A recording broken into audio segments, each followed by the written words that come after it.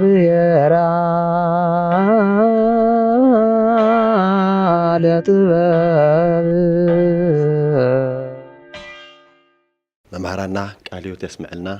ዝማሬ መላእክት ያስምዕልና ሓምቲ ቅድም ኢሉ በኩረ ሊቃውንቱን ጠቐስዎ ናይ ቅዱስ ያሬድ ዜማ ኣብ ሓፂር ሰዓት ተነጊሩ ተብራህርዩ ልውዳእ ኣይኮነ ግን ኣብነት ክኾነና ኣብዚ ሰሙን እዚ ታኢል ንገርሎ ቤተክርስትያን ለኣና ታኢል ሓልፈልና መልእኽቲ ኢልና ልምምሃር ረኣክል ይምበይ ናይ ቅዱስ ያሬድ ዜማ ያው ብሓፂር ግዜ ሃምሊ ውዳእ ያው ፍሉጥ እዩ ብቻ ግን ሎማዓንቲ ብዙሕ ሓፂር ሰዓት ብዙሕ መልእኽቲ ኢና ወሲድና ኔና ቀጻላይ ድማ ስፍሕ ለበልና በብግዚኡ ልናቕርኦ ኢልኾን እሞ ኣብ መወዳእታ ንሕና ታኢና ካብዞ ዝንዮ ዕለት ታኢና ክንወስድ ቤተክርስትያን ሃም ቤተክርስትያን ምእመናን ሃም ምእመናን መራሕቲ ሃይማኖት ድማ ሃም መራሕትነቶም ከመሃሮ ልግበአና ነገር ሙሳድ ወሳናይ ስለልኾነ ብዜማ እውን ብቲ መጽሓፍ ቅዱስ መብራህርህ እውን ሰለስተ ነገራት እዮም ተጠቐሱ ነይሮም ተሓደት ምኩራብ ንዮ ኣብዚ ሰዓት በዋና ቤተክርስትያን ኢልና ንወስዶ ማለት እዩ ናይ ጸሎት ቦታ ናይ ሚስጥር ቦታ ጸጋ እግዚአብሔር ንቕበለሉ ውልደት ብዙሕ ነገር ንካፈለሉ ማለት እዩ ካልኣይ ምእመናን ቶም ኣብቲ ምኩራብ ግዜ ዝነበሩ ልሸጡ ልተዓዳደጉ ዝነበሩ ማለት እዩ ብዋናነት ድማ ጎይታና መድሓኒትና ኢየሱስ ክርስቶስ ንዮ እቶም ኣይሁድ መፅኡ ልገሰጾም ማለት እዩ ስለዚ ለዋና ክንወስዶ ተለና ቶም ሐዋርያት እውን ኣብቶም ምእመናን ኣካቲትና ንረአዮሞ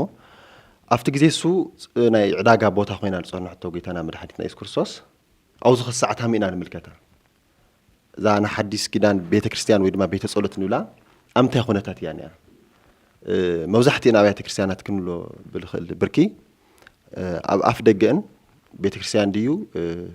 ናይ ጸሎት ቦታ ድዩ ዕዳጋ ድዩ ክፍለየሉ ብለይኽእል መንገዲ ዳርጋ መብዛሕትአን ኣብያተ ክርስቲያናት ላብ ዕዳጋ ተቐይራሉ ኩነታት ኢና ንዕዘብ ለና እዛው ዝኒኦ ነገራት ናይ ቤተክርስትያን ሚስጥር እዩ የተልዕልዎ ልባሃል ነገራት እንዮ ሓደ ግዜ እዞም ሃምዚኦም ለሉ ነገራት ክእሮም ልግብኦም ነገራት ብግልጽ እዮም ክእሮም ልግባእ እምበይ ናይ ቤተክርስትያንና ሚስጥር ተገይሩ ክውሰድ የብሎም ናይ ቤተክርስትያንና ሚስጥር ተዓንቶላ ተብራህርህልና ልነበረ ትዜምኡ መጽሓፍ ቅዱሱ ምብርህርሃ እቲ ናይ ቤተክርስትያን ሚስጥር ናይ ቤተክርስትያን ሚስጥር ልንገር እምበይ ልሕባእ ለልሸፋፈልና ይኾነ እኳ ደኣስ ጌጋ ተኾይኖ ቤተክርስትያንና ብግልጺ ኣደባባይ እያ ተውግዞም ትኩነኖም ማለት እዩ ብዙ መሰረት ክንሪኦም ተለና ግቡእ ድዩ ቤተክርስትያን ምምሕድዳርስ ልክዕ ዕዳጋ ልግበር ላካራኻ ድዩ ነገራት ላሸወጥካ ድዩ ብኡ ድያ ክትኸድ ልግባእ ላብቲ ቦታ ስኸ ክትኸድ ግባእ ድዩ ልኡኽታ ድዩ ቤተክርስትያን ብምንታይ ክትመሓዳደርካ ዕዳጋ ሃምቲ ማንም ሰብ ዕዳጋ ልገብሮ ብምሻጢ ብምትዕደዳግ ድዩ ቤተክርስትያን ክርስቶስ ልትሰብኽ ቤተክርስትያን ዘውዝኒ በዓላ ሃምዚ ምግባራኸ ትኽክል ድዩ ልብል ነገር ክልቲኦኹም መምሃራና ሓሳብ ክትህቦ ስለለለኹ እየ ኣብዚ እንታይ እዩ ምልከታኹም ልብል ነገር ክንሰምዕ እስቲ በኩረ ሊቃውንት ርእቶም ይሃውና እሞ ድሕሪ ላብ መጋባይ ሓዲስ እውን ክንመጽእ ኢና እና ጽቡቕ እሺ ኣብቲ ቤተክርስትያን ኣብ ውሽጢ ኮይንኻ ላብና እውን ፀሓና ቤተ ጸሎት ተሰመይ ቤተ ክርስቲያን ሲ ቤተ ጸሎት ቤተ ስግደት ቤተ አምልኮ በቃ ቤት ትምህርቲ ኮን ዝግቡ እምበይ ቤተ ምስያጥ ኮን አይግቡን ለምሳሌ ላልና መምህርና ለነገርና ጸኒሕ የሚያም ጎይተና መድኃኒት ኢየሱስ ዝምከራ ኮይዱሲ እንታይ ኢሉ ከም ዝኸረዮም ከም ዝገሰጾም ለመምህርና ሰልጸልሕስ እዚህ ኮን ይብሉን እዩ ያው ዘብሎ ምክንያት ግን ዘሮ ዝረዓ ምንአስ እንዲ aftu ህዝበ ክርስቲያን እውን ቤተ ክርስቲያን ተከዲዳ ላውዚ ላብከራይ ላቀዳጋ ተወለ መተውጽለ ምክንያት ተወዝበ ክርስቲያን እውን መቸም ተተረቀፍ ተባንሃት ይወተረቀፍ ዳን ዝግበካ aftu አምነት ዘሎ አስራት በኩራት እውን ዘይ መውጻእ አስራት በኩራት ናይ እግዚአብሔር ያው ስርቅ ብዙ አይነት እንዲ ስርቂ ሶሃ ከማንም ከብጁባ ካብ ሰብል ስራ ነገርኛ ካብ እግዚአብሔር እውን አስራት በኩራት እንደዚህ ይወጽና ሆይና ስርቂ እዚ ስለዘሎ ቤተክርስቲያን ጨኔዋት እንትና መሐደሪ ያውልቶም ገልገልቲ ልቶም ቀደስቲ ልቶም መሃራን ልቶም ዘሎ ሓደ አረጋውያን ለምሕጋዝ ይጨንቃሞ እዚ ላውዚ ነገር ታአቲ ግን መፍትሕ ዲዩ ተሆይን ግን አይሆነን እዩ እንደቱ ነገር ግን ምእመናን በትክክል አስራት በኩራት ዘይ መውጻእ እዩ እንድሕር ዘና ቤተክርስቲያን እዚ ካብ ከራይ ከፍቱ ሓደ ነገርኞ ክትወገር ተሆይና ግን ቤት ትምእመን ኣስራት በክራት ተውፂስ ክውገድ ይክእል እዩ ቃሊል እዩ ባልና ክልና ጽቡቕ በኩለ ሊቃውንት ቃል ሕይወት የስምዕልና ምስኡት ሕቶ ተመሳሳሊ ኮይኑ ዘውዝኒኦ ክመርሖ ልኽእል በኩለ ሊቃውንት መወዳእታ ኣለዎ ኣስራት በኩራት ምንዳእ እዩ ምእመን ዝፈልጦ ነገር የለይ የፈልጦ ክንብል ተለና እንድሕር ብላዕለዋይ ኮይኑ ልመርሕ ናይ ቤተክርስትያን ኣካል እንድሕር ዘይነገሮ ኮይኑ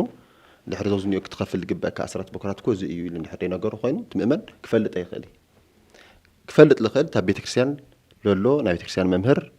ኩርሶስ እዩ ናኩላትና መምህር ርእሲ መምሃራን እሱ ገዛይና ጸሎት ገዛ ኢሉ እዩ ገሲጽዎም ማለት እዩ ተግሳጽ እውን ለኣና እዩ ስለዚ ምስሳት ኣተሓይዞም ትመፍትሕ ክኾን ልኽእል ኸታ እዩ ልብል ኣተሓይዞም መጋቢ ሓዲስ ሄኖክ ሓሳቦም ይኸውና ቅድም ክብል ጥቕልል ብዘበለ መልክዑ ቤተ ክርስቲያን እንታይ እዩ ትሕዝቶኣ እንታይ እዩ ምስጢራ እንታይ እዩ ጸጋኣ ዝብል ትጥዑም ዓንተዎ እንትስሩዕ ናይ ኣቦታትና ኣስተምህሮ ትሕዝቶ ኣገልግሎት ንሱ ዓንተዎ ዝገለጽናዮ እዩ እዚ ከምዚ ኮይኑ እናሃለወ ቤተ ክርስቲያንና ኣብ ዘመንና በየናይ ገጽታ ትርከብ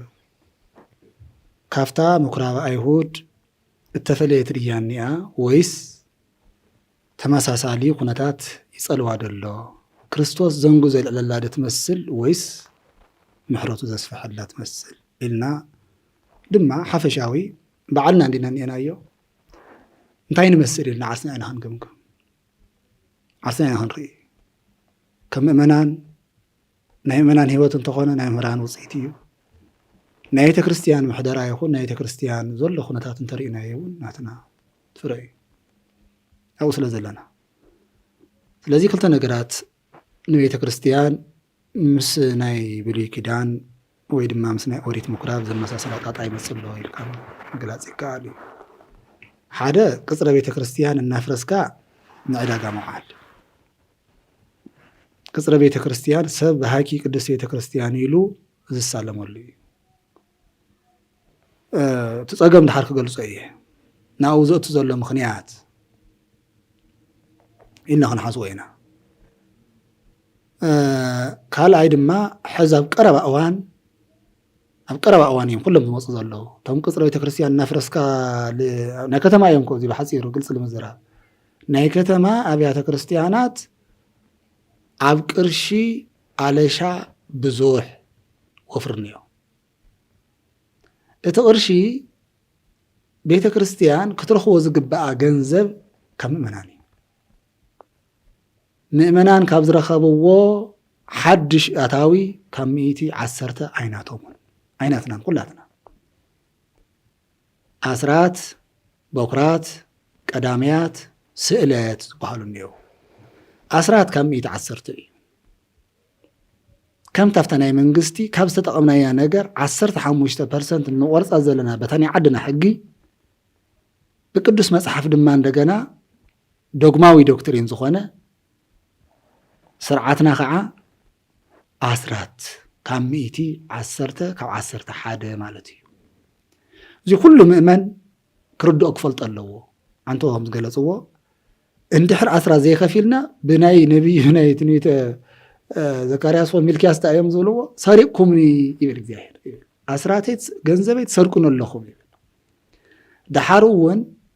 እቱ ኣብ ሓዲስ ኪዳን ዘሎ ስርዓት ከብስሮ ኣስራት ከተረኺቡ ተጠቂሱ ዶ እንተኢልና ሃው ዘቄሳር ለቄሳር ወዘ እግዚአብሔር ኢሉ ኣሚሩ ጎይታና ኢየሱስ ክርስቶስ ቅዱስ ጳውሎስ እውን እትተዋጽዎ ዛበለ ብፍቅር እናዋጻእኹም ንኢየሩሳሌም ለኣኽዎ እንተ መጺአነ ክወስደ እየ ተዘይኮይኑ ድማ በተም ዝልእኸልኩም ገይርኩም ለኣኽዎ ኢሉ ምእመናን ካብ ግሪክ እንተይተረፈ ንኢየሩሳሌም ኣስራቶም ይልእኹ ነይሮም ኣብዚ ሕዚ ግዜ ኣብዚ ሕዚ ዘሎ ወለዶ እቲ ኣስራት ዕሽሽ እናበሎ ካብ ቤተ ክርስቲያን እውን ኣስራት ምኽፋል ኣጥቢቓ ክንዲ ተስተምህር ናይ ባዕላ ጽላል ምድፋዕ መንደቕ ኣፍሪስካ መካባቢ ኣፍሪስካ ህንፃ ምስራሕ ምክራይ ቶም ዝካረዩ እውን ምስ ቤተ ክርስቲያን ክብሪ ዘይኸዱ ገለገሊኦም እናኾነ መንገዲ ሓዲካ ጓል መንገዲ ምኻድ ይርአ ኣሎ እዚ ሓደ ምስተኻኻል የብልዮ ምእመናን ኣስራቶም በኩራቶም ቀዳምያቶም ስእለቶም ክኸፍሉ ግዴትኦም እዩ ኩላትና ቀጺሉ ኣብ ሓደ ኣጥብያ ወይ ኣብ ሓደ ሰበካ ዝነብር ምእመን በቲ ሲኖዶሳዊ ምሕደራ ዝወፅእ ዓመታዊ ግብሪ ድማ ይኸፍል። እዚኣ ናይ ኣባልነት ትበሃል ሱማ። ከዚ ተሓዋወሰ እቲ ሰብ ተን 200 300 ገለ ዝኸፍለ እንታይ እዩ ዝብል ኣስራት ከፊለ ይብል ጌጋ እዩ 30,000 ንወርሒ እናበልዓኻስ 200 ዓመት ከፊልካ ወይ 240 500 እውን ዘኽፍል ኣሎ 500 ወላ ይኹን 300 ወላ ይኹን ድሓርስ እንታይ ይብላ ንሱስ ኣስራት ከፊለ ይብል ኣስራት ኣይኮነትን ንሳ እሳማ ናይ ሓደ ኣጥብያ ነባራይ ኮይንካ ናይ ኣባልነት ናይ ተሰባካ ኣባልነት ከእያ ሰብ ይረድኦ እዩ ትሕጊ ሲኖዶስ ትሕጊ ቃል ኣዋዲ ንረድኦ እዩ እሳ ትኽፈል ዘላ ብሕጊ ቃል ኣዋዲ መሰረት እያ ብህገ ቤተ ክርስቲያን ብህገ እግዚአብሔር ወይ ድማ ብህገ መጽሐፍ ቅዱስ መሰረት ድማ እንደገና ኣስራት ምኽፋል እዩ እዚ ብዘይ ምዃኑ ቤተ ክርስቲያን ናብ ቅጽራ እናፍረሰት ናብ ናይ ንግዲ ትካል ምቕያር ቤት ትምህርቲ ምህናፅ ጥዕና ጣብያ ምህናፅ ምንም ብዙሕ ኣይወድእን ህዝቢ ዘገልግለሉ ናይ ልምዓት ቦታ ሊዋ ኮይኑ ናይ ልምዓት ተረፍ ቦታ ትዋና ኣነ ከዚ ኣብዚ ኮይና ንዛረቦ ዘለና ኩላትና ግን ምእመናን ተመልከትና ኩሎም ዝምልከትዎ ሊቃውንትን ዝምልከቶም ኣካላት እውን ክሓስብዎ ወይ ድማ ብዛዕባ እንታይ ንዛረብ ከም ዘለና ክርድኡልና ግን ቅፅረ ቤተ ክርስቲያን ኣፍሪስካ ናብ ትካል ምቕያር እዩ ኢና ንዛረብ ዘለና ተረፍ ቦታኻ ቤተ ክርስቲያን ኣይተልምዒ ተኽሊ ኣይትተክልን ቤት ትምህርቲ ኣይትሃንፅን ጥዕና ጣብያ ኣይትሃንፅን ማለት ግን ኣይኮነን ምክንያቱ ትጥቀመሉ እያ ምእመናን ኣብኡ ክሕከሙ ምእመናን ኣብኡ ክመሃሩ ምስነ ምግባሩ ቤት ትምህርቲ ዘለካ ተረፍ ቦታ ካብቱ ንስርዓተ ኣምልኮ ኣገልግሎት ወፃኢ ካሊእ ተረፍ ቦታኻ ቀደም እውን ሕርሻ ነይርዋ ቤተ ክርስቲያን ጉልቲ ነይርዋ ወካ ሓፅር ወፃኢ ካብ ሓፅር ወፃኢ ዘሎ ቦታ ንልምዓት ትጥቀመሉ እያ ምስ ቤተ ክርስቲያን ስብእናን ስርዓትን ዘይፃባእ ትካል ትተክል እያ ጥዕና ጣብያ ክሊኒክ هم ترفي جاب عن مسان نعم نفهم فرق حاجة زوريا هم ترفي يسوي مستر ولما بمسالي هم نتصل حاجة 5 لنا كل دجى سلام زبهال بر الله دجى سلام زبهال وين بر سلام نوله سلام مبل مالتي كاو جمير تسب السلام ولا جميرو كاو سيتنكف سيتنكف كاو ندقز ولا إنا نولنا قليل مكان مقابر قليل معات زوعل بوتانيه እቱ ቅጽረ ቤተ ክርስቲያን ነቲ አውደ ምህረት ዝኸበበ ግን አይነካእ አይትንከፍ ንሱ ምስጢር ኣለዎ ይነሱ እሱ ቅጽረ ቤተ ክርስቲያን ይዝባሃል እንበር ቅጽረ ቤተ ክርስቲያን ይዝባሃል ሓጹራ እዩሱ ዝኾነ ሰብ በዓል ሓደ ዓብይ ሰፊሕ ገዛ ሒዙስ ካንሸልኡ ተንኪፉ ወይ መካቢኡ ንደገ በር ገዛ ካሊእ ሰብ ዝኾነ ነገር ካሊእ ሳሕቲ ተሰሪሕሉ تجازا لسرح زول حقي نابئي نفتوش تبع الجزا نايمين يتبوتاس نايتبع الجزا سلازي تقدس بيت كريستيان اتان سرعه املكو نتقملا مكابي همزي اجرنا نخبا زلنا نسا ناملكو طرحيات فصملا مصحفتي ممهاري تمهارو ممهاري ومبر متكلي بيت مزاجبت ناقلقلوت بيت صحفت أو خوينكا نسبكة وإنجيل أقلقلوت أو خوينكا مؤمنان ننزازي ننسهم وهابي معرفة دخمان أو خوينامكم مهارلو كبل زخولو أفتقص ربيت كريستيان زقبر من قدي كمزل خوينو كز ربيت كريستيان أفريسكا ننقدي تكال أيو عليه إزي حدا مستغالي يدليها كامن كاب بعلنا كابنا بيت كريستيان ممران كابنا بيت كريستيان ممحدرتي عادة كلا يحزي بزي صلوازي قسمنا بلا حزي بطعمي بعل ديناني انا وعداغا كبر بعل ديناني انا بيت كريستيان ديناني انا ويس عداغا زبلكا دما كله نغداي سرحيلو او بماكينه يترفه تصعينو نبرتنا توعزه عداغا خويني يعلو ورها عليكم كبر بعل تزقرم أنا بزقورك واد كتتل نتاية كريستيان سلام أيوة ويتم نقار ما بزحته ما زيهم تقعتهم الراجفهم بقى وحتهم بقى وني أمساتهم لما عنتي خن رزيا شيء تخمسية أمزول كامنا عداقة بوتها أو واحد كاسي عنك من قد بيت كريستيان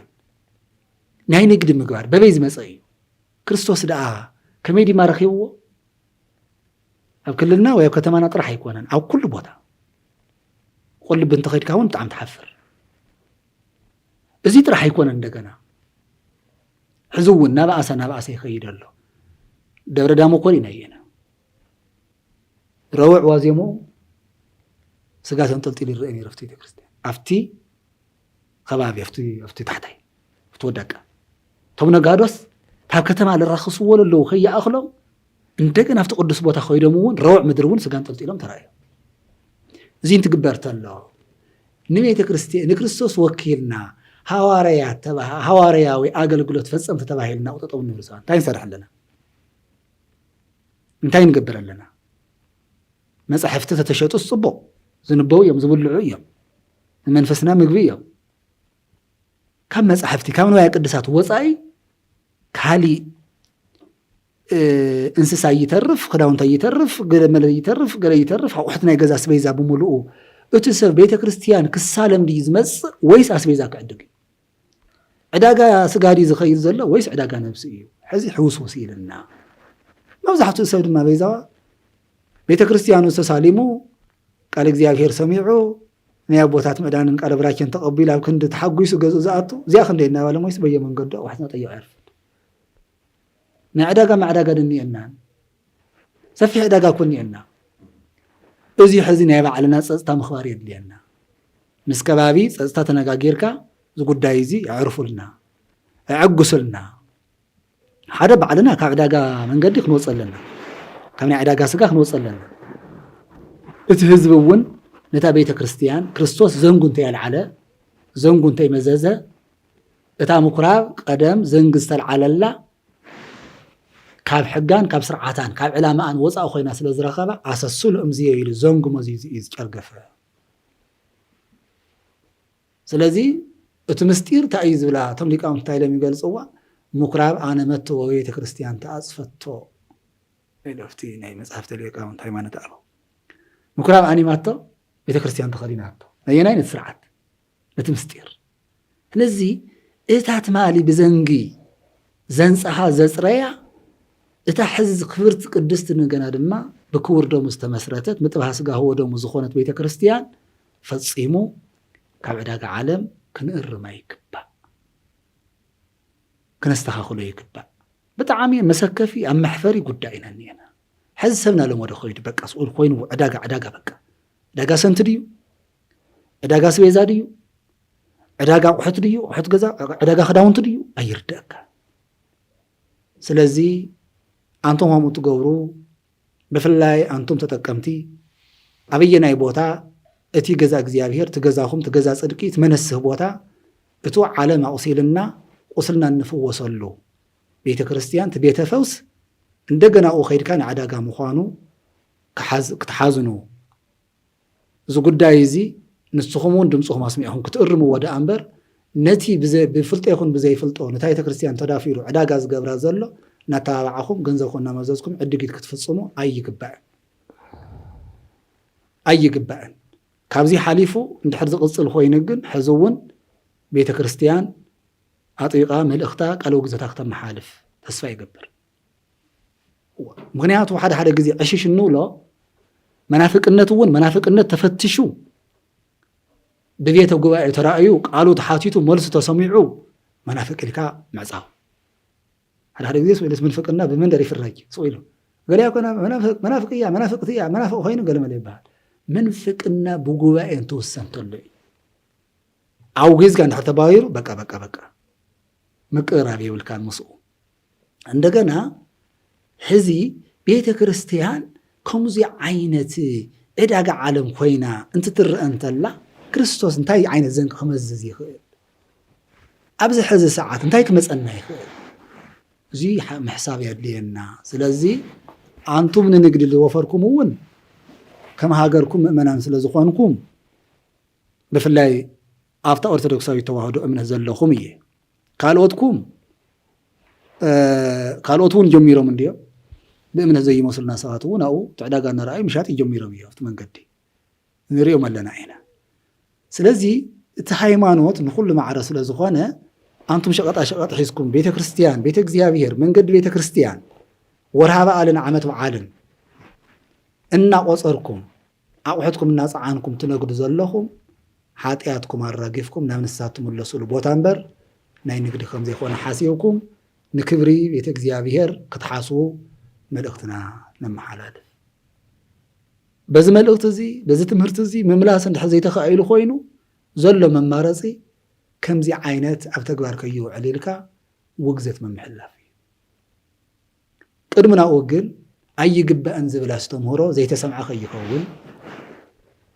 ንሕና እውን ነቲ መንገዲ በሪ ከፈቲ ኮይንና ከይንኸውን ውሽጥና ንፈትሽ ውሽጥና ንርአ ውሽጥና ነስተኻኽል ምእመናን እውን በዚ ነገር እዚ ተረድእዎ ናይ እግዚኣብሔር በረከት ክትረኽቡ ናይ እግዚኣብሔር በረከት ሞገስ ክትረኽቡ ኣብቲ ናይ ዓለም ንግዲ ንገዱ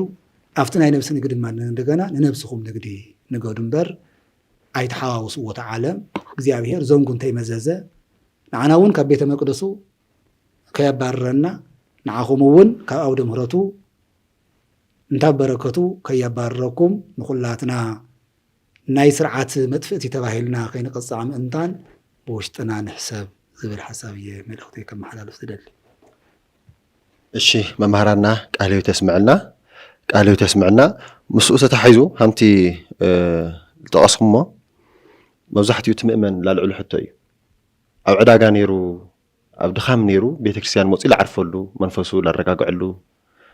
ይክኾን ዝግብኦ ግን ኣብ ዕዳጋ ነይሩ ተመሊሱ ቤተክርስትያን ዕዳጋ ኮይኑ ክፀንሖ ተሎ ሰብ ኣምታይ ኸይዲ እዩ ሓጢያቱ ለራግፍ ኣምታይ ኸይዲ ልረጋጋዕ ልብል መብዛሕትኡ ምእመናን ላልዕልዎ ሕቶታት ስለለለ እዩ ምስኡ ተታሒዞ ኣብዚ ቃል መጽሓፍ ቅዱስ ጎይታና መድሓኒትና ኢየሱስ ክርስቶስ ጭጉራፍ ገይሩ ብዘንጊ ገይሩ ይባረም ተሎ እቶም ሐዋርያት ላስታወስዎ ሓደ ቃል እኒኦ እስመ ቅንኣተ ቤት ከብልዓኒ ልብል እዩ ኸዚ ኣብ ቤተ ክርስቲያን ስርዓታት ክፈርሱ ተለዉ ሕጊ ክጣሓስ ተለዉ እቲ ናይ ቤተ ክርስቲያን ኣካል ትንምልከቶ ቅንኣት ተሰሚዕዎ ኣብ ምስትምሃር ብዙሕ ከፍተታት እኒአው ርኢኻ ምርኢኻ ምሕላፍ ለይምቁርቋር ኸዚ ላተለዓለ ነበሩ ሓሳባት ቤተ ክርስቲያን ካብ ግዜ ናብ ግዜ እኮ ስርዓታ ላፍረሰት መልክዓ ላቀየረት ትኸድላ ኢልካ ተቆርቁ ኢልካ ኣብ ምስራሕ ከምኡ እውን ጉባኤ ቤታትና ላቀነሱ ላተበተኑ ኣብ ምኻድ እኒአው እዚኣቶም ኮ እንድሕር ለየለዉ ኮይኖም ፅባሕ ቤተክርስትያን ትክእ ኮየለ ኢልካ ተቆርቂርካ ስለ ቤተክርስትያን ኣብ ምጭናቅና ሕግን ስርዓትን ኣብ ምሕላይ መምሃራና ናብ ቤተክርስትያንና ንምልከቶም ኣካላት ክገርዎ ዝግባእኸ እንታይ እዩ ብዘብዙ ዕለት እንታይ ኢላ ምህረና ልብል ነገር ለ እስቲ ሓሳብ እውን ተወሳኺ ክትብሉ በኩረ ሊቃውንት መምህር ልሳን ወርቅ ናሺ ዛዕምቶ ዝተጠቐሰ መምህርና መጋቢ ሐዲስ ሄኖክ ዝበልዎ ኩሉ ሓቂ እዩ እቲ ናይ ቤተክርስትያን ዓዳጋ ዝብልና እዩ በጭራሹ ቤተክርስትያንና ከም ዘይትብሎ ያው ግን ከም ዝበልዎ ወፃኢ ነገር ቦታታሊ ወግን ቤተክርስትያን ይቅር ልሕና ኣብ ዓለም ዝነብር ካህናት መምህራን ይኾንዋ ለመነኮሳት እውን ተይቆረ ነጊዶም ሕሪሶም ክበልዑ ቤተክርስትያን ተበርያ ማለት ሲ ቤተክርስትያን ንግዲ ሸቐጥ ይፍቀድ ትብል ተለናሲ ኢድኻ ኣሲርካ ከፍ ማለት እዩ ማለት ይኾንናይ ኣብቲ ውሽጢ ቤተክርስትያን ኣብቲ ኣምልኮ ዝባህሉ ኣብቲ ቃል ወንጀላት ስበኸ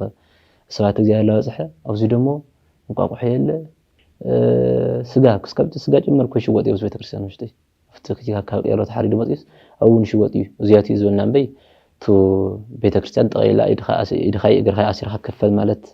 ልትብል ይኾነትን እዩ ብዙ ድሕዘና ማለት እዮም ዝበልዎ እናት ስለ ተምሃሮ ለይሁኒ ቅንኣት መምሃራን ወይ ድማ ናይ ቤተክርስትያን ኣካላት ድምልከቶም ማለት እዩ ተቆርቂርካ ቅንኣት ተሰሚዕካ ናይ ቤተክርስትያን ቅንኣት ተሰሚዕካ ሕጊ ስርዓት ምሕላይ ክንወስዶ ልግበና ነገር ታ ተኸክልዋ እና ስለ ቤተክርስትያንና ክትሕለቶ ኮይና ዝብል ነገር ኮን ንብል ሞይ ቤተክርስትያንና ክትነብር ተኮይና በጭራሹ ተምሃር ክለለዎ እዩ ተምሃር ክልል ኮይኑ ደሞ ምእመናን ይኹን መምሃራን ይኹኑ ኩላትና ብልበ ተላዒልና እንድሕር ሓጊዝና ኢና ብትኽክል እንድሕር ቤተክርስትያን እንድሕር ዘየለ ኮይኑ ቤተክርስትያን የለን እያ ቤተክርስትያን ማለት እኮ ታይሊ መስላ ቤተክርስትያን ሲ ተቀዲሓ ዘይትወዳእ ባሕሪ እያ ይዝራ በጭራሹ ከዝጣናኝኦ ለምሳሌ ንበልሱና ዓውይ ባሕር ምልሙይ ብጭልፋ ቀዲሕኻ ኣይውዳን መጨረሻ ይብሉ ቤተክርስትያን ከምኡ ማይ ህይወት ላፈሰስ ትነብር ትካል ወይም ደሞ ቤተክርስትያን እያ ቤተ እምነት እያ ስለዚ ቀዲሕኻ ዘይውዳእ ዝባሕር ከስታይ ስለዘለዎ እዩ እንተይልና ኣብ ውሽጡ ስለኾነ ንፈስስ ልነቅዕ ልምንጪ ማይ ኣለዎ ማለት እዩ እናታ ቤተክርስትያን ክስካብ ኸዚ ካብ ቀደም ጀሚራ ካብ ሐዲሱ ካብ ኸየ ጀሚራ እውን ትምኩራብ ዘሉና እውን ባዕሉ ስሙ ተቀየሩ እምበር ቤተክርስትያን እንድያ ካብ ሽዑ ጀሚራ ክስካብ ኸዚ ስርዓት ሓልዩ ክስካብ ዛልዳ እያ ልትካየድ ዘላ ተማሃር ስለ ዘሎ እዩ እና እንድሕር ተማሃርና እዚ ተበልና ኮይና ግን ታቤተ ክርስቲያን እንድሕር ምንጭ አቢሉ ኮይኑ ታቤተ ክርስቲያን ተቀዲሓና ይምወዳዕ ዕድላ ያው ግልጽ ማለት እዩ ከተቋርጽ ትኽልያ እንድሕር ተማሃርትን ካኺምና እንድሕር ፈለገ ህይወት በደንብ ጌርና ተቋቁምና በዘመናዊ መልኩ በተለይ ከዚ ያው ዝኛናይ ግዜ በጣም አስቸጋሪ እዩ እና ተማሃር ህይወት ሲ ባዕልና ፍቱ ጉባኤ ስለ ዘለና ናተማሃር ህይወት ዝፈልጦ ንሕና ኢና አጋጣሚ ብደገ ዘሎ አጋጣሚ ካርና ዘይፈልጦ ክኾን ክእል እዩ ብኡጌርና ይቡን ስለ ዝሓለፍና አቡን ስለ ዘለና በጣም ዓብይ መከራ እዩ ዘሎ ማንም ክጋደሎ ዘይኽእል ብትደምና ተማሃር ማለት ሰማይት ዘነደ ማለት እዩ ኢልካ ምግላጽ ይካል እና ስለ ተማሃሪ ቤተክርስቲያንና ጠጠው ኢላ ክትነብር ተኾይና አባና ደሞ አጋጣሚ መምህራን ንኹን ካህናት ዲያቆናት ምእመናን ንኹን ሁላትና ድድርሻና ኛና ዳኾነ አነ ልባዕሊ ልጥይቆሉ ብክርስቶስ አለኒ ሓደውን ሁሉ ምእመን ተኾይኑውን አነ ዘጉድልሁ ጥይቅ ተኾይነ ምእመንውን በባዕሉ ሓደራነት ተዋህበ ነገር ስለ ዘሎ ካብ ክርስቶስ ተጠያቅነት ክንድሕን ሁላትና ሓዳራና ንዋፃ ተማሃሪ ቤት ንሓግዝ ነበረታት ካብዙ ዘሎ ብጣዕሚ ቸጋሪ እዩ በተሎም ግዜ ለሚና ከመብላዕ ማለት ብጣዕሚ ከቢድ እዩ ብሓደ ግዜ ክኾን ዘይክኾን ክእል እዩ ግን እንድሕር ሁላትና ትኹረት ጌርና ሰሪሕና ልግና ዘይቀየረሉ ነገር ላፍ ዘመናውነት ዘይቀየር ቤተክርስቲያን አሸብሪቃ ከዝውን ሽብረቲ ልዕሉ ኩሉ እያ ብዙይ ንጠራጠረላን ማለት ባዕሉ ክርስቶስ መስርታ ስለ ዝኾነት ባዕሉ እውን ይሕልያ ስለ ዝኾነ ወላ 10 ግልጥዕ ይሃልዮ ድኻም ይሃልዮ ወፃውረድ ይሃልዮ እምበይ ከዝውን አሸብሪቃ ስትነብር ትካልያ ግን ካብዚ በላዕሊ ጽፍት ዓጻፊ አሸብሪቃ ክትነብር ግና ቤተክርስቲያንና ክትነብር ተኾይና ተማሃሪ ቤትና ነቋቁም ነበራታት ንሓግዝ ክልል እሺ መምህርና በኩረ ሊቃውንት ቃሉ ተስምዕና ዝሕቶ እዚ ላምጻኹሉ ቀንዲ ምኽንያት እዩ ጎይታና መድኃኒትና ኢየሱስ ክርስቶስ እውን ላፍታ ምኩራብ አይሁድ አትዩ ልገሰጸሎ ቀንዲ ምኽንያት ናገዙ ቅንዓት ስለልወልዐ እዩ ቅንዓት እንድሕር ሃልዩ ኮይኑ ምኽንያቱ ኣብ ቤተክርስቲያንና ናይ ፍልጠት ጸገም የለይ ናይ መምሃራን ሕጽረት የለይ ኢሉ አሜን ኢሉ ክቅበል ልኽእል ምእመን ሕጽረት የለይ እዚ ልሃለይ ግን ተቀንዶ ምኽንያት ጸገም ኮይኑ ዘሎ ተቅንዓት እዩ ተቆርቂርካ ተገዲስካ ሓላፍነትካ መውጻእ እሞ ስለዚ አውዚ ዕለት እዚ ለኩሉ ላካትት ስለልኾነ መልእኽቲ አውዚ ቶም መምሃራን ወይ ድማ ቤተ ክርስቲያን ልምልከቶም ሓለፍቲ ክኾኑ ይኽእሉ እዮም ክንወስዶ ዝግበአና ነገር እንታይ እዩ ዝብል እዩ እሞ ተወሳኺ መጋቢ ሓዲስ ሓሳብ ይህሉ እንግዲህ እሞ በቤተ ክርስቲያን ሊቃውንት ናይታ ቤተ ክርስቲያን ልዕልናን ክብርን ሓሊኻ ንምንባር እንታይ እዩ ብፅሒት ክኸውን ዝግብኦ ኣብዚ ሕዚ ሰዓት ቤተ ክርስቲያን መሰረታ ከይትለቅቕ ዕላማ ከይትስሕት ግደ ሊቃውንት ኣይክኸውን ዝግባእ ግደ ሊቃውንት ግደ ካህናት ማለት ሓደ ናይ ቤተ ክርስቲያን ኣገልጋሊ ተኸፋላይ ጥራሕ ኮይኑ መንባር ዘይኮነስ ህገ ቤተ ክርስቲያን ሓልዩ ክነብር እዩ ክርስቶስ ገዙእ ስለ ዝኾነ ጥራሕ ይኮነ ዘባሮ መምህር ስለ ዝኾነ እዩ ሓደ ነገር ክርደና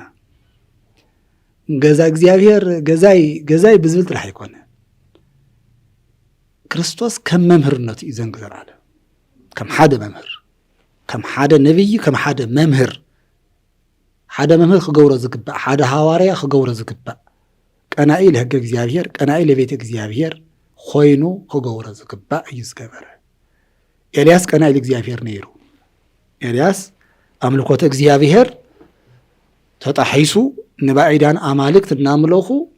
አክዓብን ኤልዛቤልን ምድርን ተርክስዋ ሪኡ 3 ዓመትን 6 ወርሕን ዝናብ ከይዘንብ ዓዲ ዝዓዝለ ሰማይ ዝለጎመ ኤልያስ በዚ መገሰጸ አክዓብ ወኤልዛቤል ዝበሃል ዮሐንስ መጥምቅ ስርዓት ሓዳር ተባላሽዩ ሰብአይ ሄሮድስ ሰበይት ሓው ፊልጶስ ሄሮድያዳ እሱ በዓል ስልጣን ኮይኑ እሱ በዓል ገንዘብ ሃፍታም ኮይኑ ሰበይት ሓው ብሂወት እናሃለወ ካብ ሕጊ ኦሪት ወፃኢ ካብ ሕጊ ሐዲስ ወፃኢ ብዝኾነ ሰበይት ሓው ተእቱ ተሎ እይደልዎ ከታውሱ ብእሲ ትእኹከ ኢሉ ንንጉስ ተናገር ኤልያስ እውን ስደት ገጢምዎ ካብ ዓዲ ወፂ ኸይዱ ዮሐንስ መጥምቅ እውን ተሰይፍሉ ዮሐንስ ብተመሳሳሊ ዮሐንስ አፈወርቅ እውን አውዶክስያ ዝተባሃለት ዓማፂት ሰበይቲ ናይ ጎረቤታ ናይ ተኽሊ ድሕሪ ቤት መንጢላ ዝወሰደት እያ ኣይዋዳ ዘለታ ድሕሪ ቤታ ገደና በዝሕ ዘነጋግራ ሕርሻ ገደና ወሲዳትላ መልስላ እንድሕዘይ ትመልስላ ኮይንኪ ቤተ ክርስቲያን ከይተኣትዩ ስጉ እንደምን ከይተቀበል ኣብ ግዜ ከለኹ ኢልዋ በዚ ስደት ገጢምዎ ሕዚ ንቤተ ክርስቲያን መምህራን ንቤተ ክርስቲያን ሰባክያን ንቤተ ክርስቲያን ካህናት ብሓፈሻ ንናይ ቤተ ክርስቲያን ኣገልገልቲ ሰለስተ ነገራት ይገልጸናን ሓደ ንዓለም ተመሳሲልካ ምንባር ኣይጠቅምን ካልኣይ ንዓለም ፈሪሕካ ምንባር ማለት እዚኣ እንተኢለ እዚኣ ትመጽእ እያ ኢልካ ከይትግስጽ ከይትምዕድ በዓል ስልጣን ከምዚ ይብለኒ እዩ ዕጡቕ ከምዚ ይኽብለኒ እዩ በዓል ሃፍቲ ከምዚ ይኽብለኒ እዩ ኢልካ ሕጊ እግዚኣብሔርና ተጣሓሰስኡ ኢልካ ምርኣይ እዚ ኢሉ ባዕሉ ሓላፍነትካ ዘይምርካብ እዩ በቃ ወያ ረኪብካ ዝወር መባሊ ኣነ ከም ክኾን ይኽእል የኽእሎ ኢልካ ወይ ሱቕ መባሊ እዩ ሳልሳይ ድማ ተስፋ ምቑራፅ ተማቲ ክላ ናለም ትውልዱ ክፎ ዳ ኾነ ኣይሰምዕ ኢልካ ሜስካ ኣብ ክንዲ ናይ እግዚኣብሔር ረድኤት ተኣሚንካ ዘርኢ ምዝራእ ኣይሰምዕን ኢልካ ቃል እግዚኣብሔር ቀቢርካ ምኽርን ምዕዳንን ህዝቢ እንተይነገርካ ተይመዓድካ ተይመሃርካ ሃካይ ኮይንካ ወርቂ እግዚኣብሔር ቀቢርካ ምንባር ድማ እንደገና መክሊት እግዚኣብሔር ቀቢርካ ምንባር ድማ ኣይጠቅም ስለዚህን ሰለስቲአን ነገራት ምጥንቃቅ ያደሊ መምዓድ ሰሊስካ መምዓድ ክፍእ እንተኢሉ ድማ እንደገና መውጋዝ በቃ ምብራር ያድሊ ነገር ግን ሕዚ መብዛሕትና ጽኡ ኢሉ ዓለም ውሒጥና ከምቲ ቅድም ዝገለጽዎ በኩረ ሊቃውንት እውን እቱ ካህን ሐዋርያዊ ስርሑ ከይዋጻእ ተሪሩን ደፊሩን ሐዋርያነቱ ከይዋጻእ ናብራ እኒአኒ ቆልዑት እኒአውኒ ስድራ ዝመርሕ ሰብየ ኢኮኖሚ የድልየኒ እናበለ ውሽጡ እናተቃጸለ ስቑ ኢሉ ርእሱ ኣዲኑ ይነብር ግን ብሓቂ ርእስኻ ኣድኒንካ እሞ ይሕለፍ ዶ ገዛ እግዚኣብሔር ከናተባላሸወ እግዚኣብሔር እናተደፈረ በረከት እናሰዓና እናኸድና ዘንጊ እግዚኣብሔር ሽካዕ ዝምዘዝ ገዛ እግዚኣብሔር ዕላሙ እናተስሓተ እናረኣናዮ ይኸውን ዶ ብሰንኪ ውልዳ መኽኒና ብሰንኪ ናብራ መኽኒና ብሰንኪ መሃያ መኽኒና እዚኣ እንተይለስ ብደመወ ዘይጣጣት መጸኒ እያ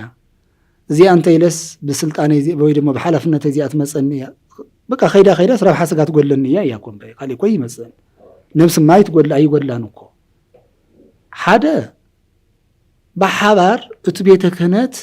ካብ ላዕላይ ሸዓ ታሕታዊ ተስማዕሚዑ ነዚ ጉዳይ እዚ ክገብሮ ስለ ዝግባእ ናብኡ ጎንፅስ ዘእቱ መንገዲ የለን ናይ ሓባር ምርድዳእ ያድሊ ናይ ሓባር ተረዳዲእኻ ንሕና ሓዛብ ዝሓለፈ ሓደ ነገር ተመክሮ ዝወሰድና የሎ ኣብ ከባቢና በዓል ክብረ በዓል ስላሴ እንትኽበር ተሎ በዓል ካብ ኣስፋልት ምላሽ ንላዕሊ ዝኾነ ይኹን ንግዲ ከይንቀሳቐስ ዘስማሪና ተሰሪሑ እውን ይከኣል እዩ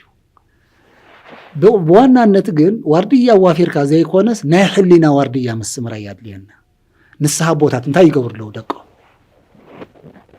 መምህራን እንታይ ንሰብኽ ኣለና ጽኡና ክፍለ ግዜ ንሕሉ እንታይ ኢና ነስተምህሮ ዘለና እቲ ህዝቢ ብሓቂ ሞኑ ንገሮ በዓል ፈራዲ ይኹን ስለዚ ዘይኮነ ነገር እናበቆለ እቲ ዋና ዓምዲ ቤተ ክርስቲያን ዝኾነ ቤተ ጉባኤና እናዓነወ ቤት ትምህርቲ እናፍረስና ንንግድ እናቐየርና ጽባሕ ንጎ ነጋዳይ መጽኡ ደቂ ቅዱስ ኣይታ ቤተ ክርስቲያን ቤተ ክርስቲያን ሕዚ እኮ ኣገልጋሊ ብቁፅሪ እኒአ እዩ ብሞያ ግን እናቐነሰ እዩ ዝኸይድ ዘሎ እኮ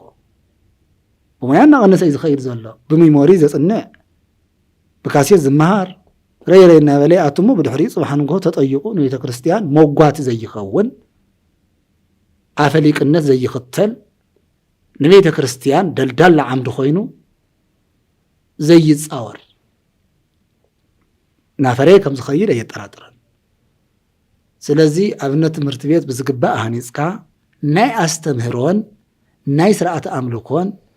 ናይ ወለዶ ምህናፅን ናይ ሰላምን ናይ ፍቕርን ማእኸል ክንገብራ ይግብአና ቤተ ክርስቲያን ምእመናን ድማ ካብ ዝሰርሕዎ ስራሕ ካብ ዝረኽብዎ እቶት ብምእመንነቶም መሰረት ነታ ቤተ ክርስቲያን ሃው ከይተባሃሉ ባዕሎም በህሊኖም ይህው እዮም ብሓቂ መን ይህብ እዩ ኩሉ ዶ ሓደ ኮይኑ ይፍፅመሎ ኢልና ኢና ክንሓስብ እምበር ጽቡቕ ኣስተዋጽኦ ዝገብሩ ዕድመ ልክዖም ተምሃራያን ምሕጋዝ ቤተክርስትያን ምህናፅ ጽቡቕ ኣስተዋጽኦ ዘየቋርፁ ብሓቂ ኣብዚ ምድሪ እዚ እውን ንምስክረሎም ምእመናን ኣለዉ እዮም ኩላትና በቲ መንገዲ ስንከተል ስለዚ ቤተክርስትያን ከቢድ ጽልዋ እዩ ዘንጸላልዋ ዘሎ ኣብነት ወይ ድማ ናይ ፈለገ ህይወት ቤት ትምህርትና እናዓነወ ናይ ንግዲ ትካልና እናሰፍሐ ብልኸደ ቁፅሪ ተምሃሮ እናሳደድና ነጋዶ እናበረታታዕና ንግዲ እናበረታታዕና ነጋዶ ትንብል ተለና همت عنده زولوا نقدي حاتياتو يايتن قدي خلنا نبلنا سو قلص እዩ احنا نبلنا እቲ ስብሐተ እግዚአብሔር ዝበፅሐሉ ቦታ ቅድስት ቤተ ክርስቲያን ናይ ነፍሲ ዕዳጋ ማለት ማለት እዩ ስጋኻ ድኪምካ ስጋኻ ሄብካ ነፍስኻ ትረኽበላ ስጋኻ ድኪምካ ንነፍስኻ ተግዘአላ ቦታ እያ ናይ ንስሐ ቦታ እያ ናይ ትምህርት ቦታ እያ እዚ ንስጋና راحን ንሰርሐላ ቦታ አይኮነትን ቅድስት ተባሂላ እኮ በቃ ቅድስና እኮ በዚህ ይረጋገጽ ቅድስት እያ ፍሊት ቦታ እያ ወቅድስት እንድሕሪልና ያስ በሃይኪ ቅድስት ቤተ ክርስቲያን አምሳለ ኢየሩሳሌም ሰማያዊት እንድሕሪልና ያስ ኣብ ሰማይ ንግዲ የለን ስለዚህ እዚያ ዓለመ ነፍስ እያ ዓለመ ስጋ አይኮነትን ከዛ ስጋ ዓለመ ስጋ ኻሊ እዩ ካፍቱ መሕደሪና መንበሪና ኢልና ዝተኻረና ኢየሱስ ወይ ዝሰርሐና የገዛ ካኡ ጀሚሩ ናይ ስርሐና ቦታ ኻሊ ዘርፊ بلا بها فقص كبزوله حرشا زلو حريسو نامنت حزي تنقدا ايو سنمت يله قال يله سويلو زعمص زلو سويله حق እግዚአብሔር تحزلن بر تحرستا تايدي زغبر تحرستا تايغبر بلا سنوت يتكسان يوعل حرشانا وحيزي مصديناو ويتو يتكريستيان بوتا صيبني حرسو يخبلي ايبلم ስለዚህ ናፍቲ ስርዓትን እቶ ንመኻኸር ድምጽ ቤተ ክርስቲያን ይከበር ሕግ እግዚአብሔር ይከበር ተዚያ خبيرናዮ بسجانا بنفسنا خجدنا أيوه بسجانا ون مقصفتي يمس حزن يمس دوية سجا يمس بركة يسأل درك يمس كوينات يمس حمام يمس بنفس دمان دجانا كم زيهير مفلاي متنفس له سلازم نجزا زيهير نخبره أوزلنا كهناتون عين السكف بقطعة بصرفية يكونن نتي كبر زيهير مسرت غيرنا توم لبامات مؤمنان عندبت غيرنا اندحرنا غيرنا يوم سلازو دمصو سلازو كاتاتلو اشي لم سلازو ازازو نور ايو إلنا نورن فلنا مستمهار قدنا موصائك بأننا نجر جين سكفتاتات ويد ما فرح زوالدهم نجرات جين نهواريانت عيواصون زي أنت يلس كم زي الموصل كل عالي هو اليوم ወይ ከምዚ ኣመሰሉ ሰባት ኣብዛ ጥቕሚ እዚኣ ስለ ዘለዎ ኣብ ልዕለይ ከምዚ ኣኽውሉ እዮም ኢልካ ዓሞ ይኸውን ሕጊ እግዚኣብሔር ንኹላትና ዝገዝእ ሕጊ ንማንም ይኹን ንማንም ስለዚ ሕዚ እውን ደጊምና ደጋጊምና እንብሎ ዘለና ወርሃ በዓልና ይኹን ዓመት በዓልና ብሓፈሻ ንቤተ ክርስቲያን ወርሃ በዓል ሓሲብና ዓመት በዓል ሓሲብና እንትንከይድ ንግዲ ክንናገድ عداغن شياطن كنكون زي كونس كلاتنا كافتي ناي محرت معخن زخونه እግዚአብሔር محرت كنركب قالو كنسمع نايت بعال بركه تخافلت كنكون انبر عداغا كنقبر يكبئنا نمنتاي ክርስቶስ ገዝኡ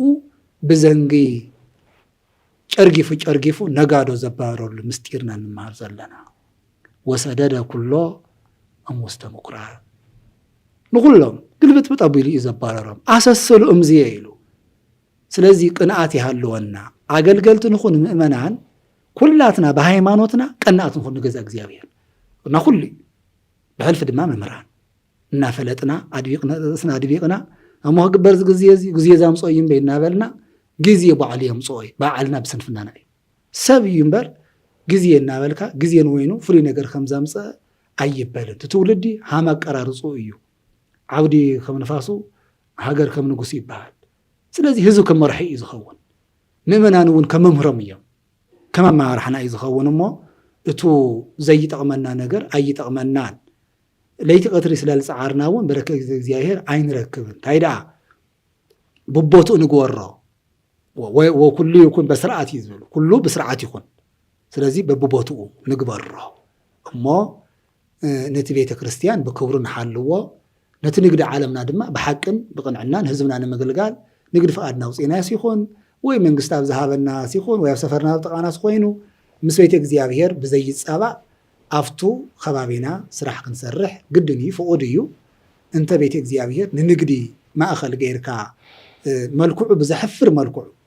وا بيت كريستيان خالوت زي امنو سبات كتامن ما اخل كوينا بزح زملكتا بروعتي مازن طماتي بزح كوينو نهالوتس حز عداغا اندحر كوينا نعداغا انت يلك ملكتا عداغا هوينا نتر بيت كريستيان كما يلي حرفه خالصه سن السودان هو ندد اخون يكبل على حد يملا بيكسام خانوس اتيها تفضل او زريا ملشو شمعادو طوافدو كاميرا دو انت البال انت كنور كلور غلز بحال نيه كنور غلمل انت بحال تلو حاچوچمنا لزوم مسارحتاتنا يغزاتات زوم قصاقص بحالو خداون تشيفن يله غلي يلنا تشيطه زوم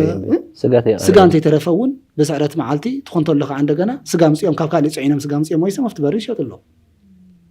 ازي انت قدراو زلنا كهنات انت اي يسرحنا غزا እግዚአብሔር ليخبرنا ابي غزانا نحنا بيت እግዚአብሔር መገልገልቲ يوم ተባሂልና ተመድብና غزا እግዚአብሔር حقنا تشرشره بعلنا ططويلنا نشطنايو ታይስራحنا አይخونن إلنا بطباين بسرعاتن زين الرم انت اي تعششتا تسق مبالسي صقم يولن دي ويس فرعي حادي مرصينا تبايلنا سلازي اسكما ايزينو تهانكسو بكليون جاغاتيكم كنده غزينا هم زينا نخن حالفومو سلازي سرعاتو كحل سلازغبو ابوتاتنا بزي حازنو لو ايوم كلاتنا دساي بلنان ابز غزي زي زلنا ممرانون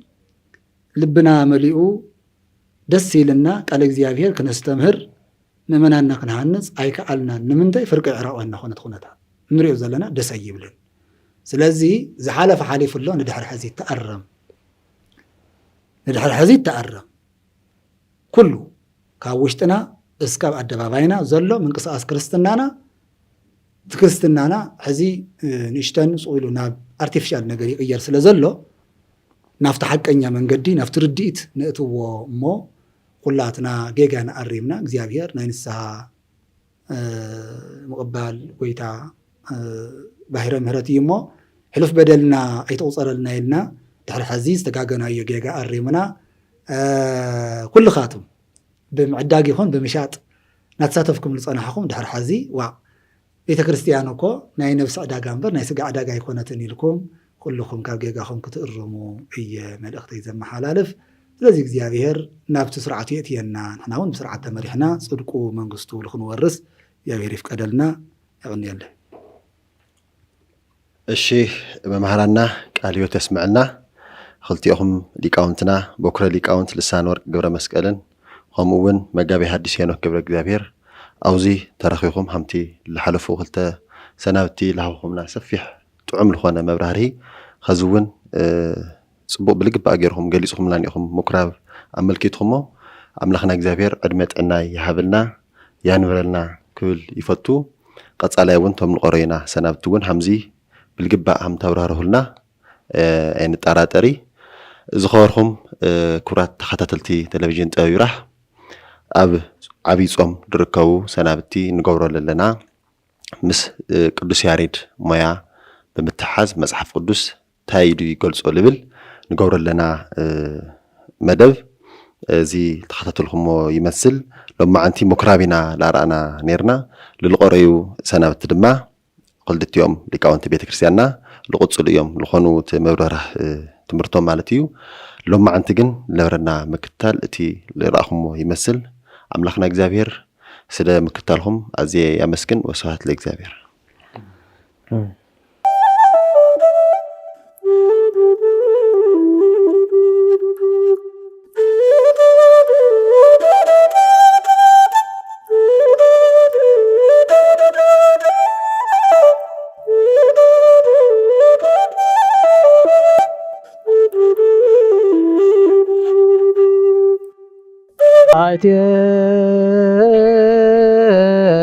ብሔራ ማሕሌ ጥበብ